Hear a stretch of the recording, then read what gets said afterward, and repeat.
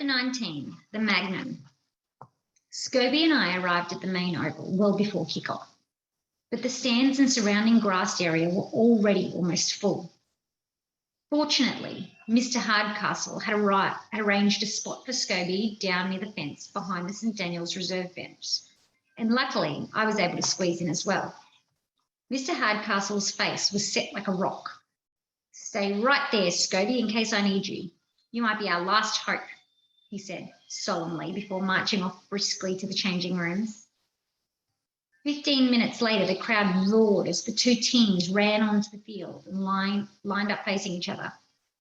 While the referee spoke to the players and checked their boots, the St. Daniel's and Churchill supporters shook the stand with their school war cries. I looked over both sides. The game hadn't even started, yet somehow the Churchill team seemed bigger, stronger, faster, and more skillful. There was only one positive I could see for St. Daniel's, and that was that Frankie Crowe, Churchill's most feared player, was not on the field. Thankfully, the rumoured knee injury appeared to be a reality. Finally, the coin toss and the teams separated for the kickoff. The first half was hard and grinding. There was no doubt that St. Daniel's team were playing the game of their lives. But even though their defence was outstanding, they struggled to match the skill and pace of their opponents. With 5 minutes of the first half to go, Churchill had already scored three tries to one. But thanks to some wayward goal kicking on their part and a lucky intercept try to us in the dying seconds, St. Daniel's went to the break trailing by only 2 points. Coach Hardcastle quickly bundled the team into the dressing room. As he passed us, he shouted, "Scobie, get ready to do your stuff." We both wondered exactly what his stuff was. We soon found out. Before half-time had finished, Coach Hardcastle hustled the St. Daniel's team back onto the field. Then he came over to the reserves bench, handed Scobie a copy of his poem and a microphone, and said earnestly, "We need you, son. I want you to give it everything you've got. Scobes, old pal. Let it rip, boy.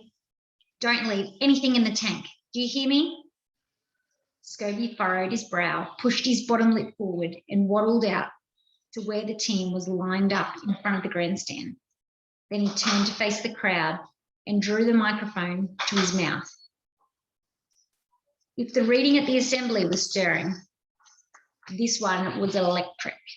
Scobie was inspired. He paced in front of the team like a circus ringmaster, and his voice echoed around the ground as he hammered out the words of his poem as if he was chiseling them into stone.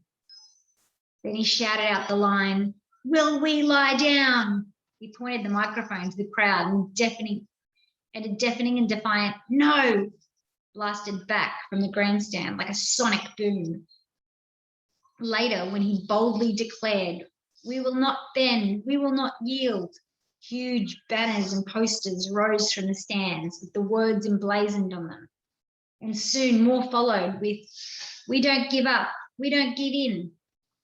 By the time Scobie was through and the opposition had finally made their way onto the ground, the St. Daniel's supporters were on their feet, cheering deliriously, and the team was champing at the bit.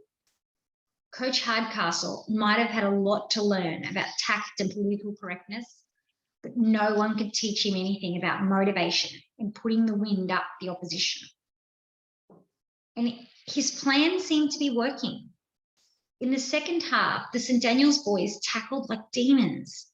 Churchill came nail-bitingly close to scoring on a number of occasions, but a blue and white jersey always arrived at the last second to stop the try or force a fumble. But for all their heroics in defence, St. Daniel's still needed to score to win the match. As the game wore on, this seemed less and less likely. Most of the time, St. Daniel's was scrambling on their own try line. They just couldn't seem to make it into the opposition half. Not only that, but for all the heart and courage they were showing, they were tiring rapidly, and more, another Churchill try seemed inevitable. With just over 5 minutes left and the scoreline unchanged from half-time, Coach Hardcastle took his last throw of the dice. It was his final substitution. To everyone's amazement, Juan Cariana, our lone try scorer from the first half, and the team's crack goal kicker, was pulled from the field and replaced on the wing by Peter Chong. Now, don't get me wrong, everyone liked Peter. Although his English was scratchy, he was always joking and laughing, and he was a great hit, especially with the younger boys. The problem was he wasn't much of a great footballer. He had heaps of enthusiasm and he was surprisingly strong for his size, but he couldn't really tackle and he wasn't quite up with all the rules. Once, after St Daniel's were on the end of a 40-0 drubbing, Peter asked a teammate cheerfully, "So which was the team that had won?" Chungy did have one major asset, however, that kept him in the side. If he caught the ball, and I'm talking jumbo-sized if here, he could run faster than anyone St Daniel's had ever seen in its 72-year history. Coach Hardcastle's tactics were obvious. If we could get the ball to Peter Chong in a bit of space with his blinding speed, he just might be able to pull off a miracle try. The big question was, would Churchill try to exploit Peter Chong's weakness in defence? We didn't have long to wait before finding out that the answer to the big question was yes. Almost immediately, a huge ball draped in the blanket stood up from Churchill's bench. As the blanket dropped from its shoulders, a despairing groan rose from St Daniel's supporters. It was Frankie Crowe, with his left knee gripped in white strapping. As we watched with dread, Frankie Crowe, otherwise known as the Magnan, as in the Cro-Magnon man, began to warm up. But there was worse to come. When Magnan got onto the paddock, he didn't take up his usual position in the forwards. He lumbered straight to the wing. He was right in front of us, a metre from the sideline, and opposing him with a beaming smile was Peter Chong. It was the mismatch of the century. Chungy was short and only slightly built. His biggest muscles were in his calves and in his smile. Crowe stood like a block of granite. From the waist up, the Magnan's torso arched out like an inverted pyramid on top of what his neckless head seemed to be in the process of being swallowed by his massive shoulders. His biceps were so huge that his arms stuck out at a 45-degree angle from his sides. When he walked, his legs rubbed together and the muscles in his thighs clicked into fearsome bulges with every step. Orazio Zotto claimed that Frankie Crowe was so brutal, he was once sent off for gouging his own eyes. Did I mention that he was also fast over short distance and had good hands? Frankie Crowe set his sights on the chirpy, bouncing form of Peter Chong. Peter's face danced with a crazy mixture of joy, excitement, and sheer terror. For his part, the Magnan had only ever mastered two expressions, the death stare and, if he was in an exceptionally good mood, the "I'm going to pound you to within an inch of your life but let you live" stare. The weird thing was that Churchill didn't even have to score to win. They were still 2 points ahead, and if we looked as if we had no hope of crossing their line or even getting close enough to kicking a goal. But Churchill being Churchill, I guess they just wanted to rub in our faces by scoring in the dying minutes. And that's exactly what they looked like doing.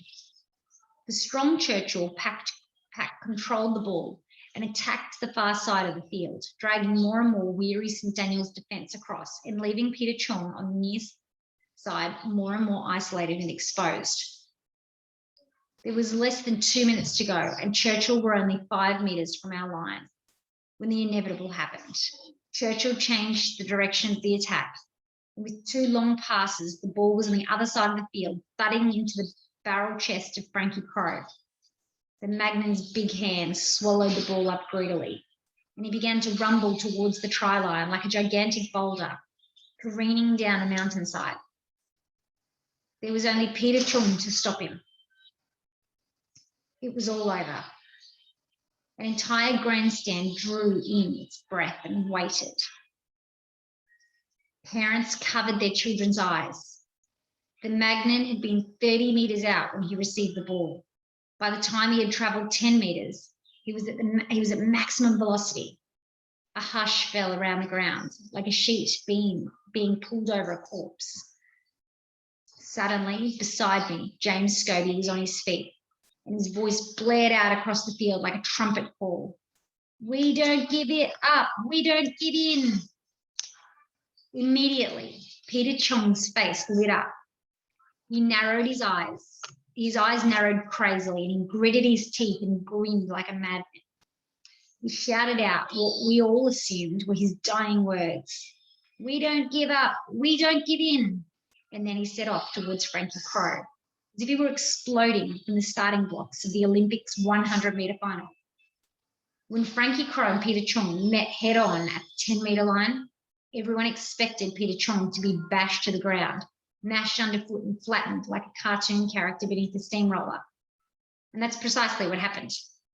Never in my life had I seen anyone or anything go as quickly from standing upright to flat out like a pancake as Peter Chong did that day.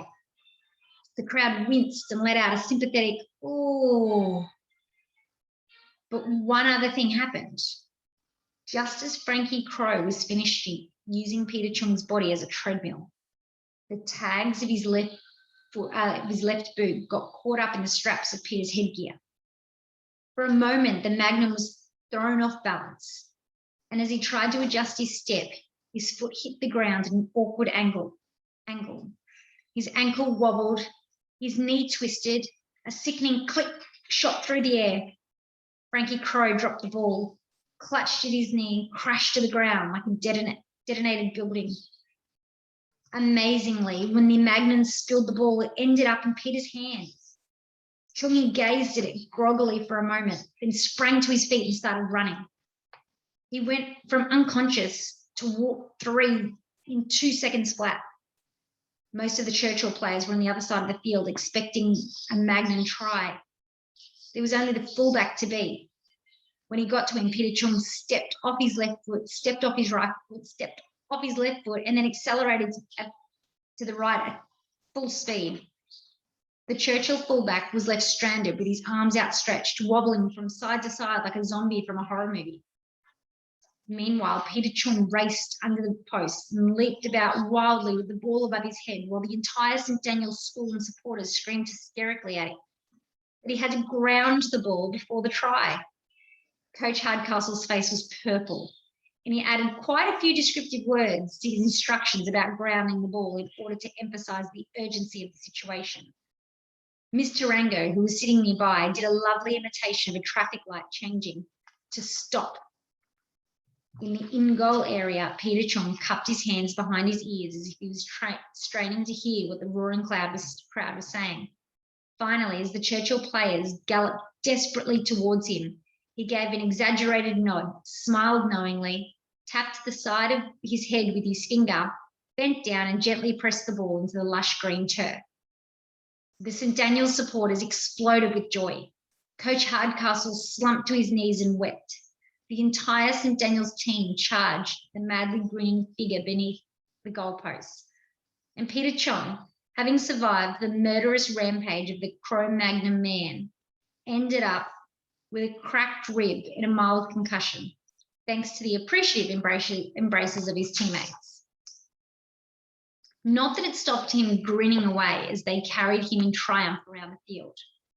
When the excited huddle arrived at the main gate, Coach Hardcastle pulled James Scobie from his seat, and 2 big St. Daniel's forwards hoisted him on their shoulders and continued the lap of honour. As they paraded him before the delirious home crowd, James Scobie waved and held up his own handmade sign, twirling it around slowly.